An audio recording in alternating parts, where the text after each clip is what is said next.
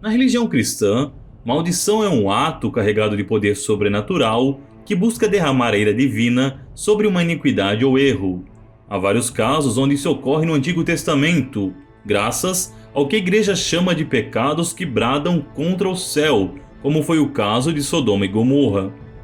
Já no Novo Testamento, vemos um exemplo claro disso quando Jesus, passando por uma figueira que deveria produzir frutos, mas que estava infértil, amaldiçoou-a. Conta-nos o relato bíblico seguinte: pela manhã, ao voltar à cidade, teve fome. Vendo uma figueira à beira do caminho, dela se aproximou e não achou nela senão folhas. E disse-lhe: Nunca jamais nasça fruto de ti. No mesmo instante, secou a figueira. Há várias interpretações para essa passagem, a mais comum delas associando a figueira infértil com a porção do povo de Israel que viria a entregá-lo à morte. Isso deu origem na teologia católica à crença onde as pessoas, em especial os sacerdotes, teriam o dom de amaldiçoar os erros dos outros. Mas seria verdade? Poderia um simples mortal invocar a fúria dos céus? E se eu disser a você que uma das mais poderosas famílias da história, que controlou o Império Português e Brasileiro por séculos, acreditava ser vítima de uma maldição tão poderosa que dizimou todos os seus primogênitos masculinos? Quer saber mais? Então já curta, se inscreva e venha comigo conhecer a maldição dos Bragança. Nossa história começa com o rei João IV de Portugal, o primeiro rei a governar o país após o período da União Ibérica. As lendas contam que, enquanto ele era simplesmente o Duque de Bragança, teria, graças ao temperamento colérico, chutado um frade franciscano que lhe viera pedir esmolas. O pobre padre, em resposta, amaldiçoou o nobre, em especial os varões primogênitos dessa família, que acabariam sempre caindo em desgraça. Até que ponto isso realmente aconteceu, ninguém sabe, mas desde o momento em que assumiram o trono até a proclamação das repúblicas em Portugal e no Brasil, inclusive mesmo após isso, eles jamais tiveram um herdeiro primogênito do sexo masculino que conseguisse reinar. A grande maioria morria antes mesmo de completar a maioridade, e aqueles poucos que chegaram ao trono tiveram reinados breves e dramáticos. A primeira vítima foi logo o filho mais velho de João IV. Teodósio morreu ainda na juventude, vitimado pela tuberculose, doença que até então era incurável. Devido a isso, o trono passou a um dos seus irmãos mais novos, que governou como Afonso VI. Afonso era um péssimo rei. Praticava brincadeiras de mau gosto com a população, acordando idosos no meio da noite, quebrando vidraças e cometendo toda sorte de arruaças. Se não bastasse, os historiadores dizem que ele era ou infértil ou homossexual. Nunca conseguiu dormir com uma mulher, embora tivesse alguns envolvimentos muito chamativos com seus amigos íntimos, o que significava na prática deixar o trono sem herdeiros. Assim, foi afastado e preso, e em seu lugar assumiu um outro irmão mais novo, Pedro II. Pedro teve o mesmo azar que o pai. Seu filho mais velho, João, morreu apenas 2 semanas após o nascimento, de forma que coube a outro de seus filhos, também de nome João, se tornar rei em seu lugar.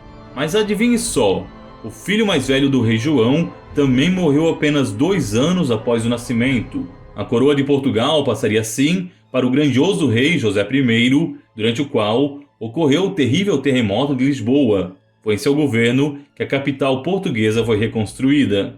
Nessa época, a lenda começava a ganhar volume. Não 1 nem 2 primogênitos, mas 4. Era uma quantidade um pouco assustadora. A família real passou a fazer doações anuais substanciais aos franciscanos, como forma de remediar a maldição que vitimava a cada um deles. Não se sabia se a prática teria ou não surtido efeito, já que José não teve herdeiros masculinos. Coube, portanto, a sua filha Maria governar como rainha. Mas José, o filho mais velho de Maria e herdeiro presumido, morreria de varíola, deixando a sucessão para o seu irmão mais novo, o futuro Dom João VI, aquele mesmo que conhecemos por ter enganado Napoleão e escapado para o Brasil, transformando o Rio de Janeiro na capital de todo o Império. A maldição dos Bragança parecia persistir mesmo diante das penitências que a família realizava. Já no Brasil, isso daria origem a um costume um tanto macabro. Os herdeiros varões, que vieram a falecer, foram enterrados no convento dos franciscanos no Rio de Janeiro, como uma espécie de tributo à ordem religiosa. Se a ira de Deus não poderia ser aplacada, talvez o corpo das crianças vitimadas pudesse amenizar toda a situação. Quando Dom João veio ao Brasil, seu filho mais velho, de nome Francisco Pio, já estava morto e sepultado no panteão da família no mosteiro de São Vicente de Fora, em Lisboa. Coube ao nosso primeiro imperador, Pedro I, que também viria a se tornar o rei Pedro IV de Portugal, carregar a coroa e promover a independência de nossa nação. Os dois filhos mais velhos de Pedro I, de nome Miguel e João Carlos, morreram ainda bebês e acabaram, como eu disse, sepultados no convento dos franciscanos. Assim, quando Pedro foi embora do Brasil, foi o seu filho mais novo, Pedro II, que ficou como herdeiro do trono e que se tornaria, por sinal, um dos maiores políticos e governantes de nossa história. Agora é interessante notarmos que talvez essa maldição, se é que ela exista, tenha sido uma das responsáveis pela queda da família imperial e pela proclamação da República Brasileira. Isso porque os filhos homens de Dom Pedro II, Afonso, Pedro e Pedro Afonso, morreram ainda na infância, de forma que a princesa Isabel se tornou a sua herdeira. Todos sabem, no entanto, que Dona Isabel era profundamente católica e também era mulher. Muitos dos grandes fazendeiros do país e muitos políticos da ala liberal não queriam que alguém assim ascendesse à posição de imperatriz. Acreditava-se que tudo isso colaborou para a formação do golpe militar que deu origem à nossa república. Em Portugal, depois da independência, a questão dinástica ia de mal a pior.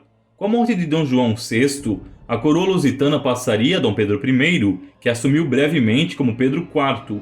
No entanto, este sabia que não poderia se tornar monarca de ambos os países, e tampouco rei de Portugal, nação contra a qual ele havia promovido a nossa guerra de independência. Deste modo, Pedro I passou a coroa para sua filha, Maria.